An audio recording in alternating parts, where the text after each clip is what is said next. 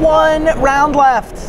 Well, and some people still out there playing extra turns. Yes. Have not, in fact, turned around round 9 yet, but said we're coming back at 5 till. We're coming back at 5 till. Right. So, I mean, a few things to talk about. I mean, win-and-ins for a number of people. Yeah, a bunch of people. I certainly have asked to have the standings delivered here as soon as they exist, so we can walk you guys through that. Feel free, if you have questions, it'd be a great time for a little Q&A with the chat as we stall. Looks like the round is almost over. They stopped counting up, at least. So maybe it may be that the extra turns are over. They usually have the count up so the judges can sort of see how long people have been playing extra turns. 3 or 4 minutes ago, there were 3 matches outstanding 3 minutes ago, none of which had a time extension, so should not be much longer now. So, I mean, starting to wind down. I mean, after this round, it's just 8 players left for Eternal Weekend. It's been a great weekend. Oh my God. A lot of great matches. I mean, we also crowned a WMCQ winner. We did. WMCQ winner, Legacy winner, Old School winner. Can't forget the most important tournament of the weekend. I had a feeling you might remember that one. It's funny, I now feel like I have to make my deck prettier. Like part of that is people showing off the old cards, all the pictures on Twitter. I may have purchased a couple betas over the course of the weekend at the dealer tables. Chat wants to know if anybody from the Seattle area is still in contention. I know that, yeah, it looks like Greg lost. Greg Mitchell was from the Seattle area.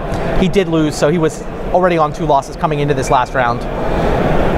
I honestly, Greg has a group that came out together, and I don't know that I know all of their names off the top of my head. So none that I know of, but maybe. I hear a printer running. So should not be much longer now. Oh, so this is still last round. I'm like, yeah, these are around. People are really in contention. What's the next question? How do you get into Vintage without spending thousands of dollars of cards? Magic Online. Yeah, I mean, Magic Online is just the right answer. Yeah, I mean, you get to play a lot of different decks for a much lower price point. Right. Figure out where you want to center in. But I mean, I think,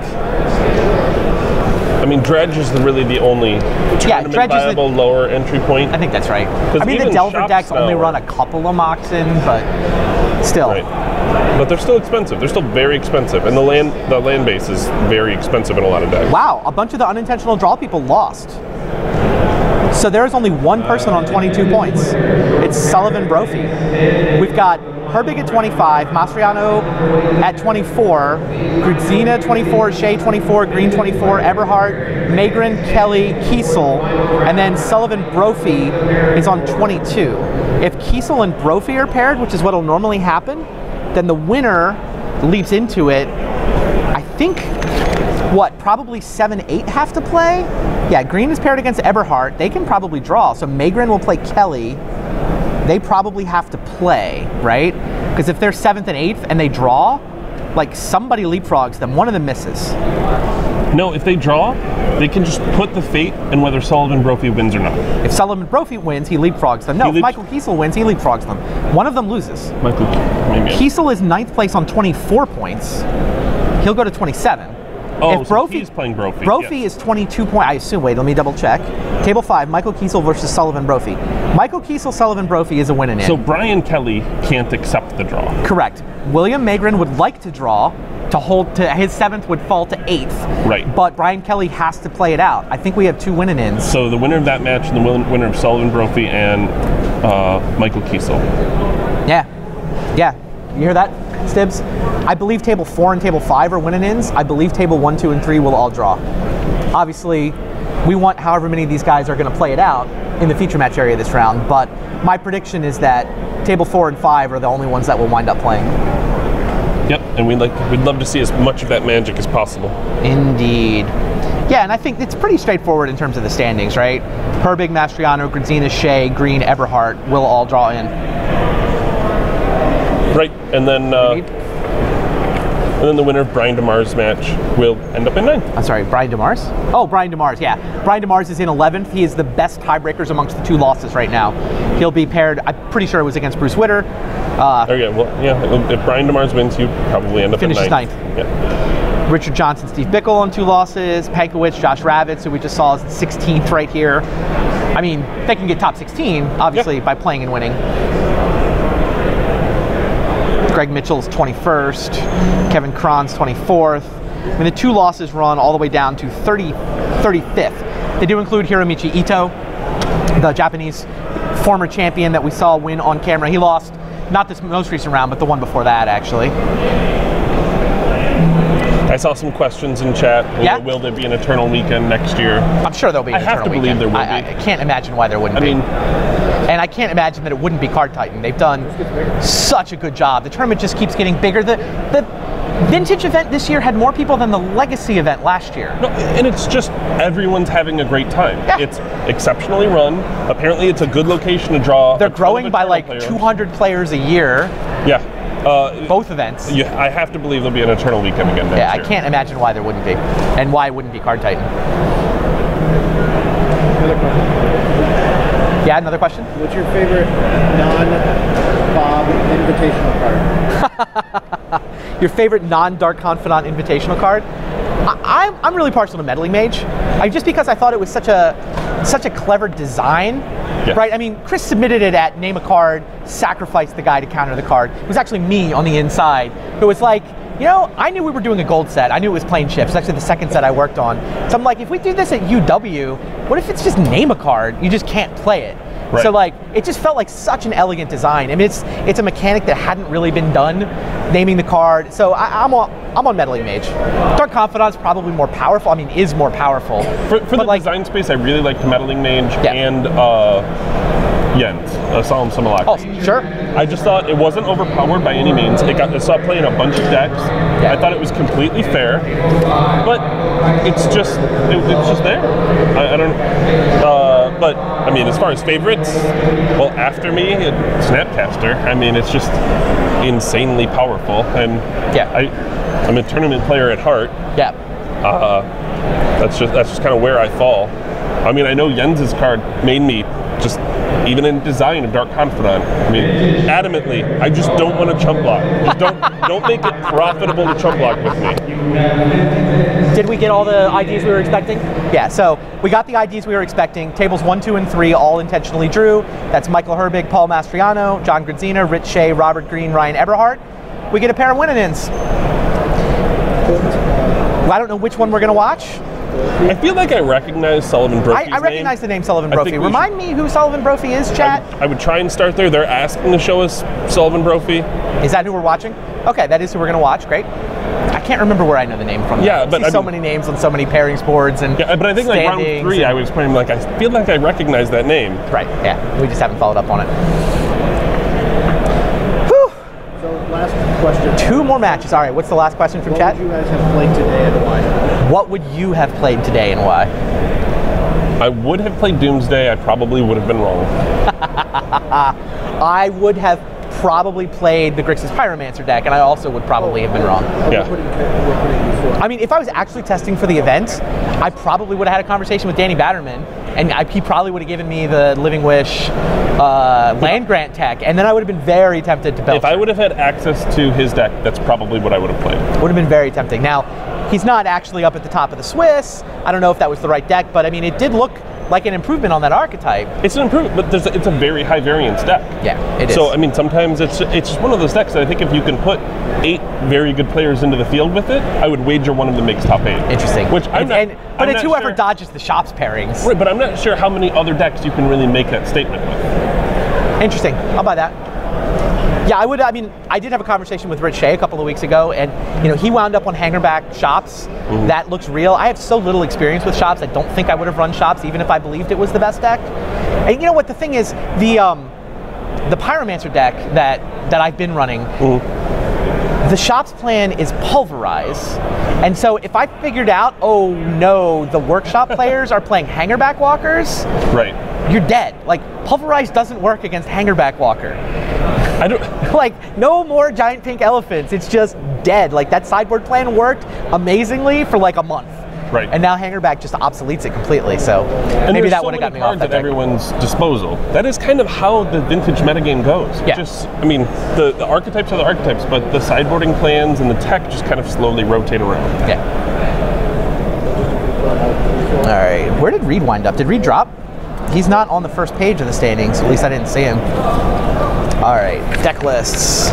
Reed is in 61st right now. 61st? He is. I guess he picked up the third loss. Or is no longer playing. Sullivan Brophy is playing a deck called Army of Darkness. Oh, it's Dredge. Dredge. Okay. Sullivan Brophy's on Dredge. He's playing Kiesel. Is that right? Yeah. Mike Kiesel is on Martello shops. So, they, a couple of classics. So, 2 Hangerbacks. How tough is the sideboard? 4 cages and 2 crypt. 4 cage, 2 crypt, Ghost Quarter to make sure you blow up the bazaar. Yeah. About average. And now, what tech does Kiesel have more tech in here? He is 4 Chalice, 2 Hangerbacks, a couple of Metamorphs, Forge Master. Yeah, I mean, it's Martello shops. Yeah, it's Martello shops with a couple of Hangerbacks thrown in just because they turn out to be pretty good. Yep, 2 Hangerbacks that make it. I mean, that's basically what makes it different from... You can't run Belcher in this field. There's too many Chops decks. I'm looking at our other winning in. I also see a Martello Chops deck on top of this list. Oh, and a Salvager's Oath. Brian Kelly is on an Oath deck that includes Dragonlord Dromica and Auriok Salvagers amongst its 3 creatures. Plus, a Grizzle Brand for value. Well, is there... Well, I mean, look, Oath in here? Yeah. No, it's an Oath. Yeah. It's an Oath of Druids deck that can just spill the Bomberman combo out. You spill the Lotus into the yard, Auriok Salvagers comes into play, and now you have infinite mana. Couple of spell bombs, couple of divining tops. Yep. It's cute. And he's playing against Will Magrann, who is on Martello shops. Oh, the Homeward Path. Chris Pakula's favorite random land that taps for colorless. Yeah, Forge Masters, no Hangerbacks. This is just a pretty straightforward Martello shops list, like has been running around for a while. Well, I can't wait to see it. I mean, we get to see Dredge versus shops. Does it get more vintage than this? Right. I mean, the shops matchup. Oh yeah, it's just Martello That's our first shops. one. Yeah. Martello shops with a couple Hangerbacks against the Army of Darkness. He does have the Flamekin Zealot kill. Pretty much everybody does. He's got an Elish Norn in the deck. He's got the main deck ley lines. Now, part of the reason Dredge hangs out, even though everyone sideboards 7 cards against it, is it's the one deck that has a pretty good matchup against shops. Right. Like, Dredge has a pretty good matchup against shops. Oath has a pretty good matchup against shops. Now, the top of our Swiss appears to be shops, Dredge, and Oath. Right. Like, is that the storyline? I think it is. It's part of it. I mean, you get Grixis Thief around the edge, and I don't know all the top 8 lists, but we're seeing a lot of these decks repeat themselves. A lot of strategies going into a tournament. It's not playing the deck that you believe is 55% against everything. You need to have some good matchups. Yeah. Some matchups where you just kind of win due to the pairings. Now, Homeward Path does not beat Oath, right? It used to be that when your opponent's Forbidden Orchard gives you a token, Homeward Path sends everybody home to their owner, right? Right. But I think they changed it a couple years ago where you now own the Forbidden Orchard tokens that your opponent gives to you. That would make sense. I think that's how it works now. I don't think Homeward Path sends the Forbidden Orchard tokens home and turns off Oath. Yeah, all right. Let's head down to the match. Winning in. You want to make top 8 of the Vintage Championships? You got to win this round. You got to do it on camera. Let's see if Mike Kiesel or Sullivan Brophy can pull that off. Have they finished mulligans? Oh, they have. So the Dredge player kept a gripful. Yep. Turn 1 Thorn. He's like, yeah, I didn't plan on casting spells anyways.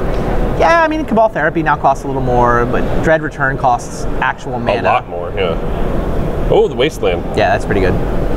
If there's not... Kind of needs a second another shot. enabler. I think that Sullivan does play Petrified Field to potentially get that back. Yeah, 4 copies of Petrified Field. So Icarid, Stinkweed Imp, and... Now you... something. You can still fill a graveyard with your draw step if right. you keep spilling dredgers over. If you dredge dredgers, which he hit a grave troll, now next draw step, he's going to be able to fill again. I think it's better than just drawing the top card off your deck. I think it's good enough against shops a decent chunk of the time. That's fair. Like, you get one Bazaar activation against shops, they wasteland your Bazaar, you're still very live to win that game. Here's Icarid comes out to play. Here's Golgari Grave Troll. Why does Icarid come out to play this turn? Because it was triggered at the beginning of his upkeep. Well, he just chose not to get it last turn. Oh, I'm sorry, that's a Lodestone. I thought it was a Forge Master because he had 5 mana. No, Lodestone Golem. Ah. Yes, never mind. That's why it came out. Yeah, no, he's not attacking it into a Lodestone. I mean, a Forge Master. He's attacking it into a Lodestone that does not. But he has the Forge Master in his hand. That's why I thought that's what came down. I mean, the Thorn doesn't slow it down. Maybe he's just decided to race here. Basically, 5 power guy, 5 power guy. He's gonna win the race. Wow. I think he could have stacked that better. He could have just ran out 2 Icarids this turn, probably, and gotten a chump blocker, but he removed an Icarid to bring out the other Icarid. Interesting. Yeah, does get, there's 2 bridges now, so Icarid dying at end of turn does trigger blockers. Yeah, Icarid dying into its own sacrifice effect at the end of the turn means bridge counters. Now, no mana means Dread Return is not turned on, right? I mean, Sullivan doesn't have any lands in his hand. He's not particularly interested in drawing cards during his draw step, so he needs to win this. This chump block makes a couple of tokens also. Yes. But I mean, he's going to have to win the game with this grindy value, right? Icarids and Narcomoebas generating zombie tokens. That is his path to victory. Here's another Icarid. Draw step, Grave Troll. Spills another bridge. Spills a Cabal Therapy. I really feel like staying back with those golems and blocking and getting the bridges out may have been. Is he just dead? Not quite. I mean, one Lodestone Golem on defense. He must block. But right? Does he have to block Icarid? I mean, picks off a zombie. Keeps his Lodestone Golem. Icarid dies. There's now 3 bridges. So 3 zombie tokens come into play.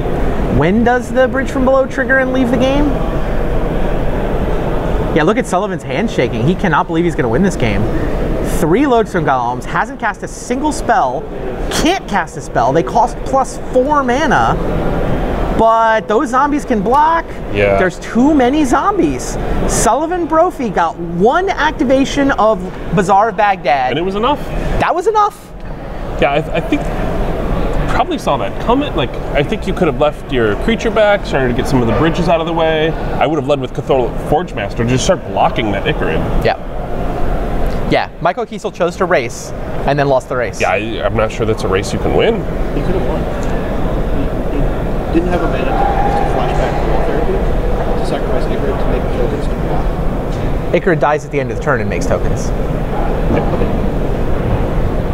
Yeah, Cabal Therapy couldn't even come out. Yeah, Icarid's ability and the sacrifice effect. Yeah. Just it's kind of crazy. That was where all of those, every zombie that happened that game came from an Icarid dying at the end of turn trigger.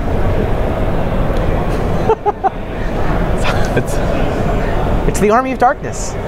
I mean, so with Cthulhu Forge Master, I mean, Shivan Hellkite, that's just non-creature permanents, right?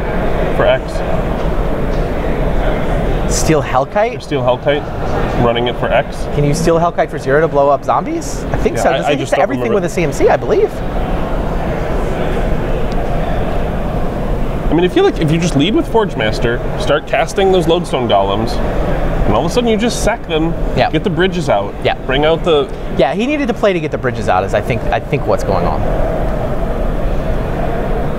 He plays to get the bridges out. I don't know. The game plays out very differently. But I mean, look, he chose to race and then lost. Mostly because Sullivan hit a bunch of bridge from belows. Yeah. Yeah, I think we're getting the answer enchant that Hellkite kills anything. It's just non-land. Right. And blocking an Icarid so that your Lodestone Golem dies so that the bridges go away is also very good there. Yeah, it's just... Even on the last turn, he chose to... Well, I guess on the very last turn it was too late, but if he blocked a token, it was just too late. That one was too late. No, I mean, you lead with Ancient Tomb, and then you have Workshop, and you're just 3/5. You already have a Thorn out, and then you're just Lodestone, bring out the Hellkite, start eating tokens. You have another Golem to follow up with that ends up blocking a grid and taking out future bridges. I think that game was very winnable, which is rare for Martello shops in this matchup. Well, I mean, you did waste the Bazaar and put a bunch of resistor and effects. that's why it's winnable. Yeah.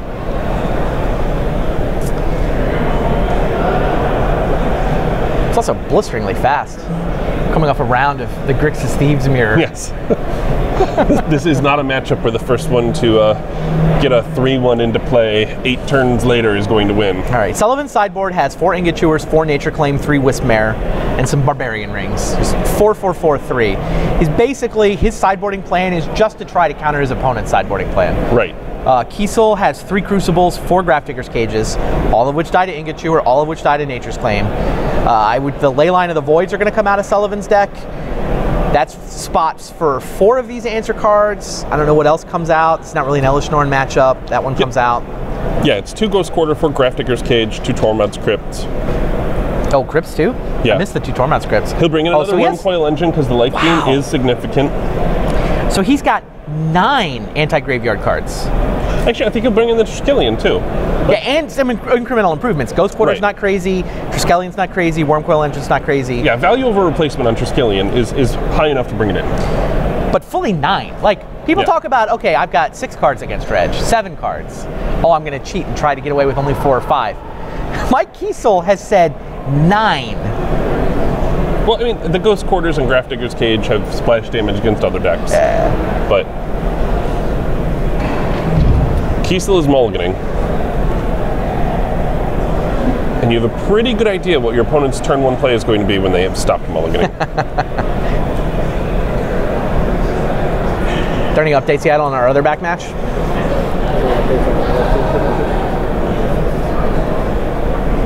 Brian Kelly and Will Magrann also playing a winning in.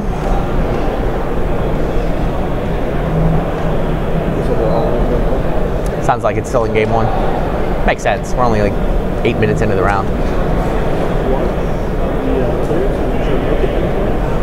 Dramoka is in play. That would be for Brian Kelly. Describes his deck as Dragon Lord Salvager's Oath. Dramoka's ability is quite insane. Your opponent just can't cast spells on your turn. Not hard to combo off with Dramoka in play. You've already mulliganed. This hand has a Wasteland, which I think just makes it a keeper. Okay, sounds right. You hope you can just beat, I mean, a single Bazaar activation. It didn't go well last time. All right, the Pearl, Emerald, Ancient Tomb. 4 mana go. It's got a Trike and a Forge Master. Oh, he kept the discarded Dredger. Really? I don't think you can stop this. Here's Quadoltha Forge Master. Yeah, I only activated Bazaar once last game, used my draw step. Wow. Let's run it back. That's bold. That is. Hits a bridge, does not hit a Dredger, I don't think.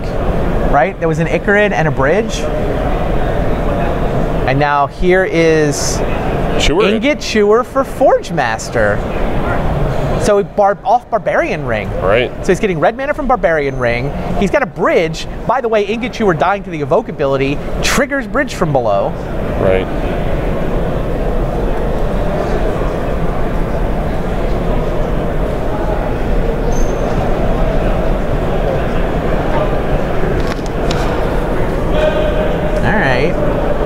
Wasteland Crucible.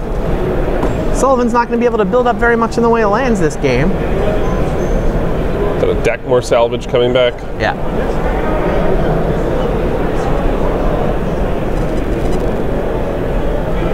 Undiscovered and Ingot Chewer it. Crazy. Yeah, so didn't even get a single free land off the Crucible. I mean, you've already started down this path. You've taken yourself off of Triskelion mana.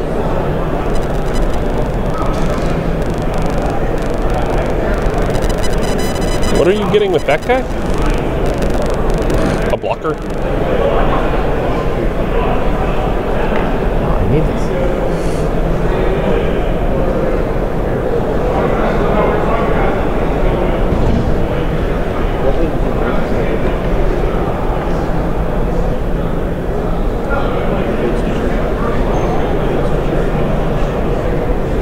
renames Fate Stitcher.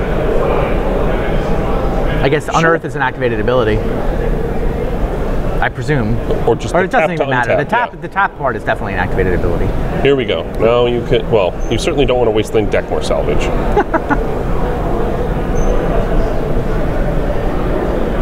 But at least now you've hit a point where you can cast Triskelion. Guess you just hope that's enough.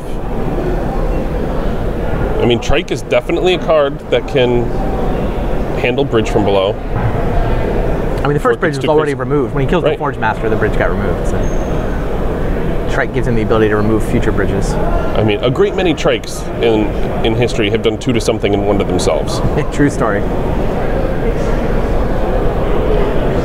City of Brass. Oh, hard cast Narcomoeba. Let's do this. This whole gambit of I'm going to keep no Bazaar but 7 cards with a Stinkweed Imp may not actually work out here. I didn't even know that was a play from Dredge. Maybe it's a post-board play? Oh, interesting. It certainly, I think, only makes sense against a deck with infinite workshops. I mean, sorry, Wastelands. Wastelands and Ghost Quarters. So. 3 mana for Stinkweed. Hard cast Stinkweed Imp. Well, do you even want to kill it? Like, if you kill it, he gets to dredge again. Yeah, I mean, he's not dredging right now, right? Correct. He's drawing cards off the top of his library during I think his that's where you want him to be. So Trike just watches? Yeah. Funny. You certainly need to draw more cards. Your favorite thing in the world is when he's drawing off the top of his deck. So why are you killing Stinkweed Imp? Get in for 3, put you to 9, try and get you on a 4-turn clock. You're only going to put 20 cards in your graveyard. All right. What's the worst that could happen? I think we're about to find out. Icarid. Removing an Icarid, only wants the 1. Dredge. Bloodghast. A Bloodghast. But no Dredger. And he did wasteland the Undiscovered. Which would otherwise have been able to trigger Bloodghast. Of course, there's another Undiscovered in his hand, so we're going to trigger Bloodghast anyway. 2 Bloodghasts. A couple of them. And here's Hardcast Stinkweed Imp again. What have we done? Well, this board position is getting infinitely worse every turn. Hardcast Stinkweed Imp is going to win this game, isn't it? Yes. Skellion's 1/1. You can just block that guy and live. You'd love to be able to trade with a Mistress Factory and get the Stinkweed back into your yard. But even without the Stinkweed, you just start attacking with Bloodghasts. I mean, this is just 2 Bloodghasts for value here. Stinkweed Imp turning sideways. Let's do this. I don't know if I would attack with Stinkweed. You're at 11. Maybe. Get some. I mean, the 3/3 Mishras. Yeah, that's... Sure. It happens. You're going to play a land and get your Bloodghast back. It's fine. Right. Right. No, don't throw in Trike. We haven't gotten to that point yet. Now, if Sullivan wins this and clinches top 8, we would, we'll probably have some time to watch the other match that is also winning in. But all right, Mishra eating a Bloodghast. Kiesel falls to 8. Oh, what do you know? The Bloodghast is back. Yes, and another Stinkweed Imp. Stinky. Now I understand why Stinky turned sideways. Yeah. This is hilarious. I mean, this is a race. This is Stinkweed Imp beatdown. Why did I attack into that Stinkweed Imp? There's no food for Icarid in the yard, right? I hope not. I believe there's Icarid and no food. Is that finally a cage? Is it? I don't know. Yes, it is. All right. Grafdigger's Cage. Haha. Well, those Bloodghasts are out of luck. Sullivan's got a grip full of cards, though. I mean, odds are he's got a Nature's Claim or something, right? He's going to attack for 2 in the air and hard cast an Aquamoeba. Narcomoeba, yeah. Or Narcomoeba. Aquamoeba would be even better here, but we'll settle for 1/1 flying. Yeah, flying's pretty good. Each going to be 2 in the air, 3 in the air, 3 in the air, and this game is going to be over. Oh, he's turning the Bloodghast sideways. Well, okay, now I would throw the Trike in. I mean, the Grafdigger's Cage does keep them from coming back, right? Yes. If it survives. If it survives, you know, unless he puts the land trigger on the stack and blows up Grafdigger's Cage. The ring to the face, too.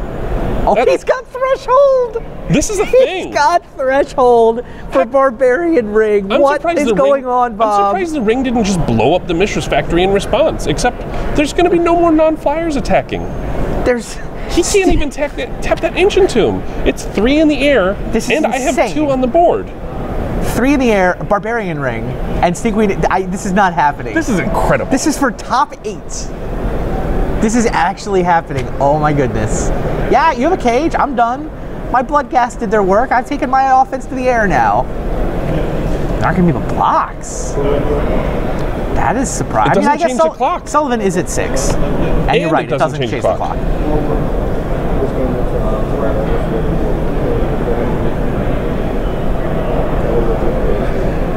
All right, undiscovered for Hardcast Bloodcast. Yes, but that guy can't block. Oh, but his haste, they're so low. Oh my God, you're kidding. Wait, why? Why did the Stinkweeds not attack? Why doesn't this just put you to 2 and then ring you? I don't know. It's an interesting line. Let's see how this works out. That is Barbarian Ring on top of the City of Brass, right? Yeah, it's Barbarian Ring. He has Threshold. Has he ever sacked it? Hit players, right? Yes. I don't know if he's ever hit a player with it. I think it's in there for Yixin Jailer. But I think it does go to the face. And red mana. I mean, don't get me wrong. He can still just attack with 2 Stinkweed Imps and ring him. What is going on? Come on, Stinky. Let's do this. Do we have the life totals wrong? I mean, I understand Sullivan has to guard those last 6 points. Well, I don't even know that attacking with 1 Stinkweed is right here. Like, you don't want. You've seen a trike out of your opponent. You don't want to just lose to trike killing Stinkweed. Wow. You know, he felt bad about game 1. He wants a little bonus magic on camera. Target creature or player on Barbarian Ring.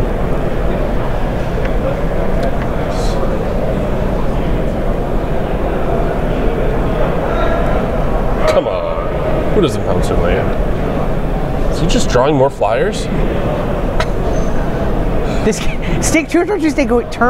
the 2 Stinkweed Imps sideways and ring his face. Oh, I think we may have seen it. We may have seen it. He found it. Unbelievable. Wait, let me read that. You haven't done that for 3 turns. Is that really what that does? Sullivan Brophy into the top 8 with Stinkweed Imp beatdown and a Barbarian Ring for the last 2 points of damage. Stinky gets it done. I always thought he was in there for the Dredge. I had no idea. I cannot believe what we just saw. That's incredible. He kept 7 cards, no Bazaar Baghdad, and just discarded the hand size on his first turn with Stinkweed Imp. Stinkweed Imp was the superstar. It was. He dredged. He got hardcast. He got the block once, died again, dredged some more, and then just found 2 Bloodghasts, a little bit of Icarid food. I've never seen a Dredge player with so much mana. He just didn't even know what to do with it all. Well, he sideboarded in Barbarian Rings to make sure that he could cast his Ingot Chewers. And boy, did he. That game was insane. Down goes Shops. Down Dredge goes matchup's Shops. pretty bad. Yes. Vintage at its finest, folks. So it sounds like we are moving our other match under the cameras, right? What game are they in? So we're going to get to watch game 2. And I'm going to guess Brian Kelly's up a game, having resolved the Drumica last we heard.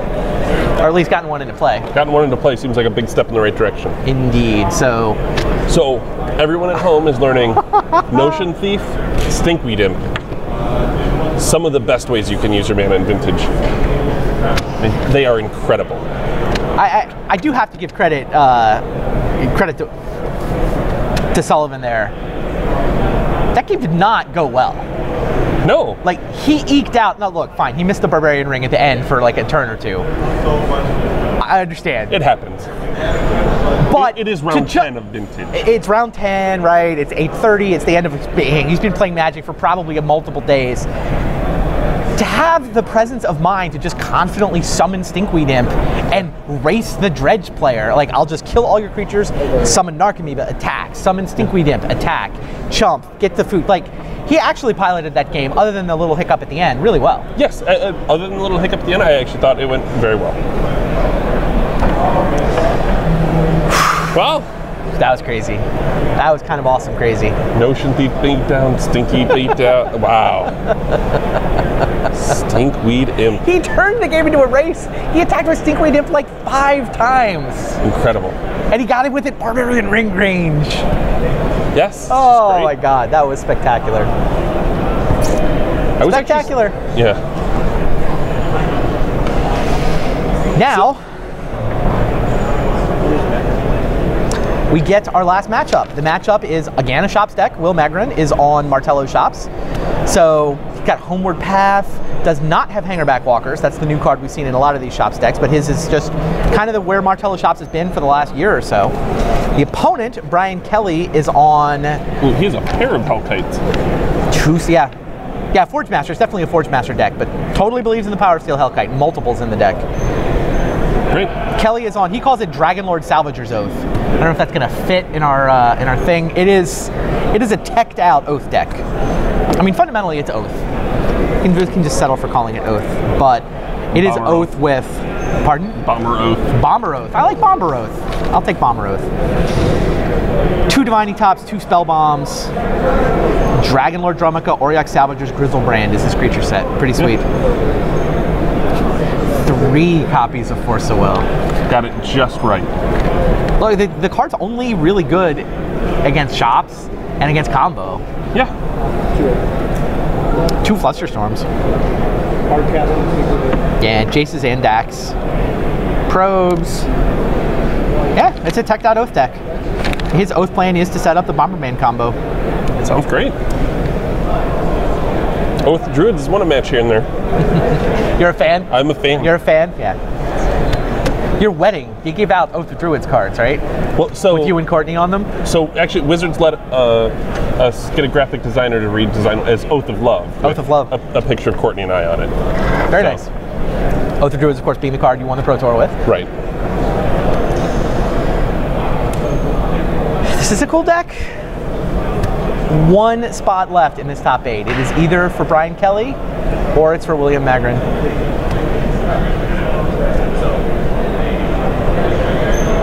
I'm still just stunned by the last match. Yeah, I mean, I knew it was a bad matchup for Martello Shop. I guess I just didn't know why. I didn't realize that you just can't stop Stinkweed him. It just keeps coming and coming and coming. Sometimes they kill all your Forge Masters. And then they leave the cage in play, because whatever. We got this. Yeah.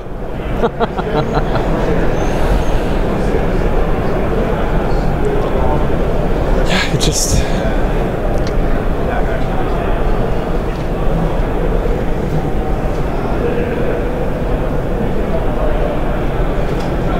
We did have Oath win this tournament last year. Yeah. Certainly still live to that. And one of the things that this deck is missing versus a lot of the others is that show and tell. Good point. Now, I guess there's only one thing you really want to show and tell, which is why it doesn't have the show and tell. Yeah, the Grizzlebrand. Yeah, he's basically, by going Bomber Oath, he's obliged to fight the Grafdigger's Cage fight. Right. His opponent here, 3 Relics, 2 Tormod's Crypt, no Grafdigger's Cage. Grafdigger's Cage is rough. If you're Martello Shops, the Grafdigger's Cage actually shuts off your Forge Masters. Yeah. So Martello Shops can't really run the cage. Interesting that... well, it doesn't turn off... You can't put creatures into play from your library. You just end up sacking the cage to do it. It doesn't actually prevent you from tapping it. Like Sure. It's not like a null rod would turn it off. Sure. I actually think Grafdigger's Cage is still fine in that sideboard. Okay. It's tricky, though, that it does shut down your key combo. It's tricky. I think you have to be sure when you sack it that you're ready. It has already done its work, right? Hardcast, Bloodcast. Do we know the archetypes of the other top 8 decks? That'd be something that'd be fun to talk about if we've got them all. I know Staborski's been doing great work. Just I see every time I see the man, the keys are flying and more deck lists are just being entered. No, doing a fantastic job. 32 absolutely. legacy deck lists entered by 1 a.m. last night, and I think he's going to do the same thing for Vintage today. Super impressive. And look at that. The man hands me a laptop with archetypes. Michael Herbig. Ooh, we have a Mentor deck. That's cool. Herbig's on Mentor. Gridzina is kind of Jeskai control-ish. More Dax. Four Dax. The full complement of Dax. How are there no digs. Notion Thieves in this And a deck? moat. How He has about a a moat, Dredge deck? Well, we've seen what Stinky can do to a moat. Oh, yeah, that's So- true. No Notion Thieves in your 4 DAC deck. That requires black mana. We don't need any of those. No. Don't need tutors, don't need wills, don't need... I thought I was done with moats on Friday. Not gonna lie. There's a moat in this top 8. Who can That's beat awesome. a moat? Mastriano's on Workshop with Hangerback. Rich Shea is on Workshop. Robert Green is on Grixis Thieves. And then Ryan Eberhard, Delver. Can you go back up to that moat deck? Was that the deck Solimossy was talking about on Friday? What do was you that mean? just white, blue, red mana drains with a moat and a bunch of digs and that one? It's a little different. Snapcaster, 4 DAC, 2 Jace. He has a Narset Transcendent in there. You're gonna have to explain that one too. That's Well, the, you can- the you can- reveal, the top, and Or perhaps you give Rebound to your Ancestral Recall. or your treasure cruise or your. Yeah, those cards like to have Rebound. Yeah, this deck is very similar to the deck. Yeah, 2 mana drain, 4 Mike force, Solimossy played 2 Flusterstorm, 2 And I drain, think 4 force, 3 we are misstep. up Main deck Pyros. at the table. But that's for the top 8. Let's find out who's going to join these guys. Is it Oath? Sounds like there's not an Oath deck in this top 8 yet. There's already a couple of shops, and William Magrann would like to make it number 3. Well, that is a tough start. I hope he's getting out dice because he's going to force a will that, and he's not. Okay, sounds like these guys have a couple of additional turns because of some slow play warnings, and I'm sure they got a time extension for moving over under our cameras as well, of 6 minutes. So the clock is counting down, but I guess they have a 6-minute time extension on top of the time at the top. Yeah, that's the round timer. Heavily altered Black Lotus into Oath. Turn 1.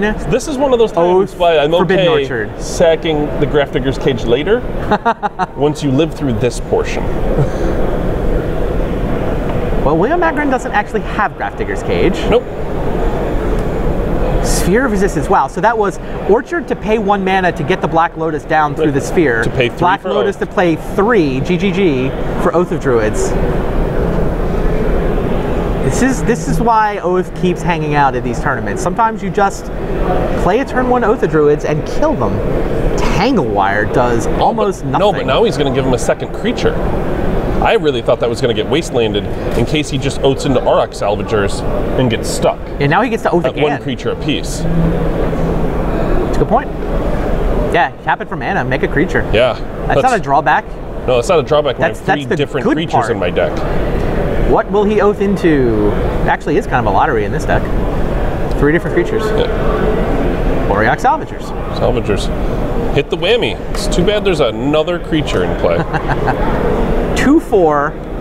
For 1 and a W, you can bring back an artifact that costs 1 or less. Well, you had another Orchard anyway. Off the top. Oh, fair enough.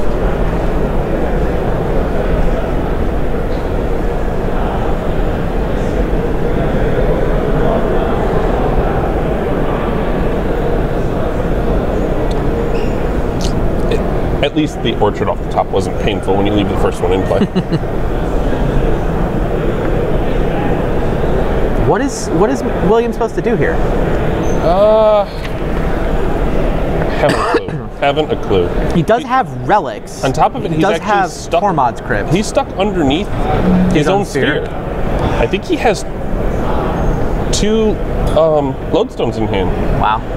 He does have 3 Revokers in his list as well. He's like, more creatures for everyone.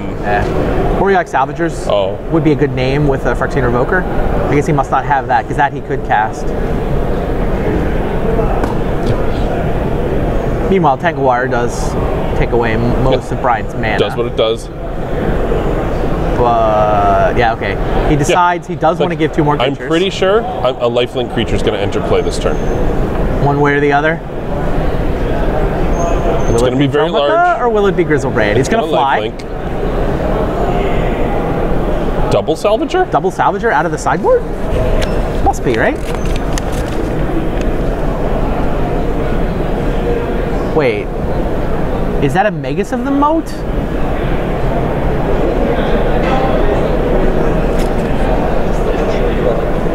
That's Magus of the Moat. Now, I guess I can see why he just... You can have all the creatures. Magus of the Moat just entered play. It's almost like there's 15,000 cards legal in this format for people to choose from. It's starting to feel like that. Wait, where did the... Oh, Steel Sabotage on your... Yeah, bounces the sphere. Sphere. Now I can probe. He's asked for some scrap paper, been given a table number. Not too much Taxian use for those probe reveals sphere, lodestone golem, lodestone golem. Hilariously, he's actually turned on the lodestone golems. Yeah, he can upgrade his spheres into lodestone golems. Now that there's no sphere preventing that. Although Tangle Wire still causes problems, he'll just clear out the creatures. And Engineered Explosives for 0.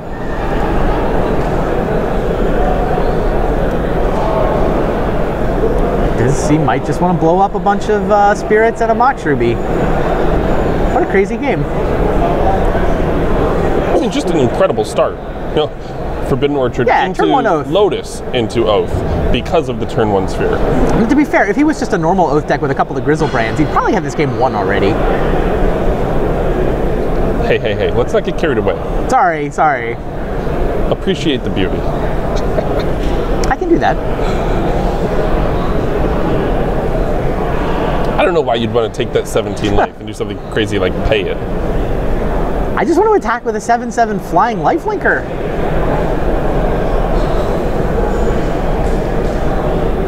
All right, Wasteland. Brian did fail to play a land last turn, so he's pinched on mana, which certainly makes it tough. I don't know set how up many spells he ends up. He's planning on casting in this game. Well, he needs something to attack with. He'll get there eventually. Isn't it infinity spells? People don't play Magus of the Moat by accident. Wow. Did he just neglect to Oath? Yes. He's just so... Maybe this is his big plan. What? I don't know. There's 5 guys on the other side. If he has any big flyers left in his deck, I'd put him into play. Maybe he's just on Magus of the Moat and combo. That's just what he does. Sounds crazy to me, but... The problem is... I've seen crazier things today. This round even? Wasn't going to go there.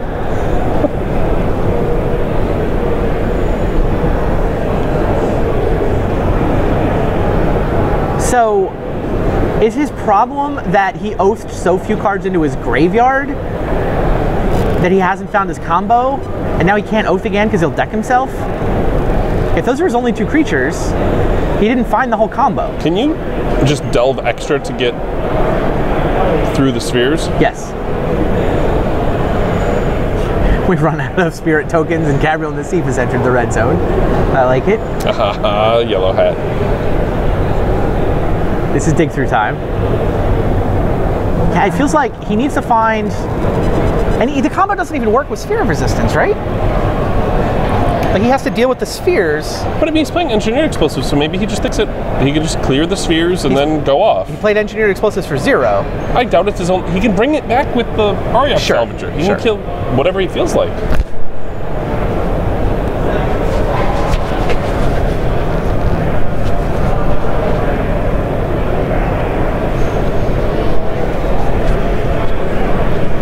It's quite the set of altars Brian Kelly has brought to the table. It's a very, very impressive vintage deck.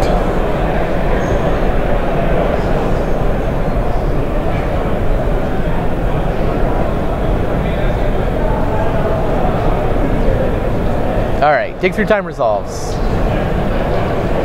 Now what? Okay, so I think he may just have 1 fatty left in his deck. They wanted to make sure it wasn't on the bottom. Dig once, just to completely lock it up. Okay, there's Grizzlebrand. He was afraid that if he oathed out a Grizzlebrand and it was in the bottom couple of cards, that he was just going to die before it could actually win him the game. That makes more sense. And his hand was so strong, that actually seems like a fine thing to play around. Agreed. Yeah, if you're far enough ahead, you just play to not lose that whatever couple percent. Yes. You go ahead and take the time to move yourself from 98% to 100. I think that is approximately the percentage of the time. Yeah, he wins he's this now game. activated Grizzlebrand. He gets to attack with it. Looks like we're going to get to see more of these pretty altars. Is he still going? What does he need 7 more cards for? I don't know, Vault Key. I mean, there's 2 spheres in play. He's not going to be able to force anything no matter what.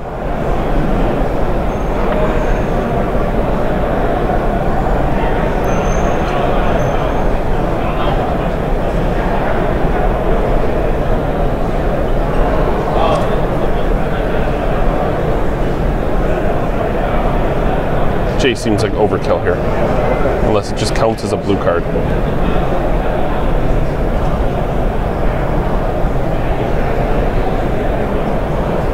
Nassif is intimidating, but I don't think it's going to stop Grizzlebrand. He's having problems with the Magus. He doesn't fly, turns out. He's just there silently judging. Indeed.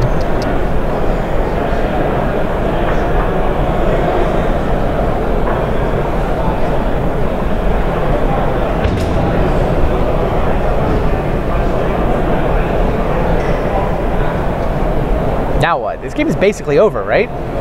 Grizzlebrand just cleans up in a couple of attacks. Grip full. I feel like there's some sort of explaining attempting to go on there, but I think it's just, yeah, it's just... Is it, I've got you, I promise I'm going to attack with Grizzlebrand for 2 turns in a row? Okay, attack me. I mean, is there a Time Walk? Time Walk would ice it. Sol Ring does not ice it. And you get 2 more guys.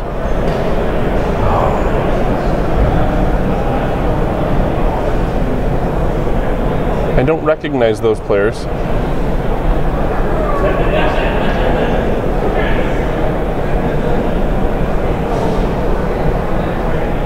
There's the handshake. Got there. Yeah, it's Tim Ayton. I thought that was Tim Ayton. Haha, yes. Congratulations, Brian Kelly. Even the combined powers of Gabriel Nassif and Tim Ayton could not stop him from advancing to this top 8. Wow. Wow. That was great. That was fun.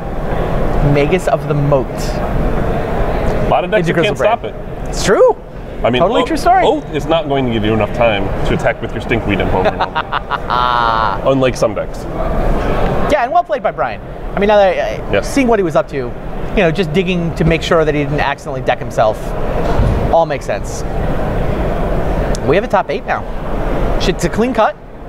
Everybody at X1 and 1 or better is going to get in. Yeah. Now, we did have a couple X1 players who weren't able to draw in at the end. They had to play for it, but because they all kind of did that math, knew they were on the bottom of the tiebreakers, we wind up with a clean cut.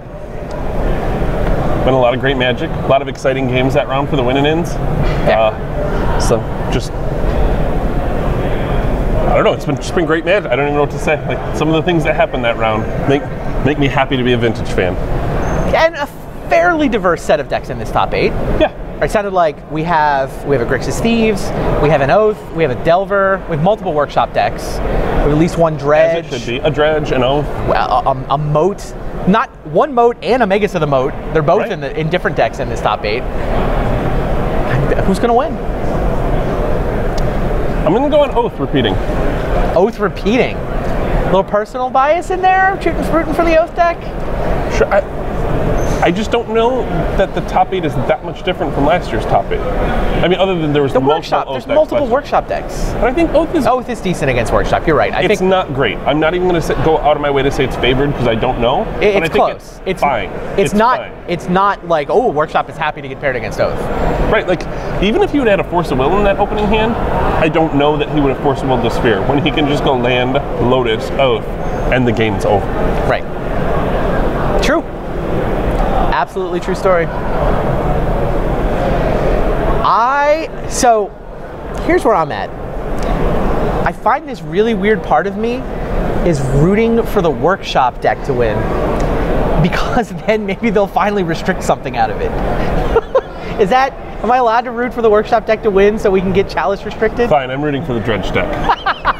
But they're not going to. Dredge isn't that omnipresent. It's not like. I don't actually want to believe this look is not a look I want to cause to happen very much. I don't know how can you root for something other than the Momoxes and blue cards and crazy things happening. the Mana Drain deck is certainly the coolest deck. No, I mean, There's multiple Mana Drain decks, actually. Both the deck with the moat in it and the Grixis Thieves decks. I mean, Grixis Thieves is the coolest deck in this top 8 for me. I just like Notion Thief with Dak Faden. It's just... I mean, there's a very real chance we could have had 2 Grixis Thieves in the top 8 if they wouldn't have had to take each other out. True. Totally true. Yeah. We have Miko Koro in this top 8. It's a nice one. I was asked yesterday, how many cards do you think are actually vintage viable in the history of Magic? How many different cards? Hell, how many got played today in this tournament? Oh, there have to be a ton.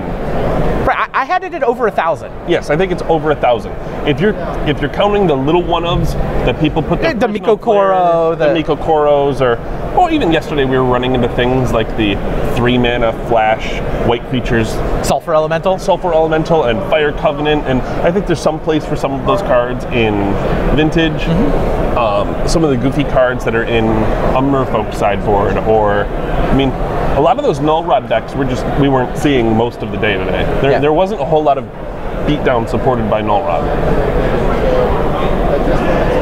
You're right, I can't root for workshops. Sorry.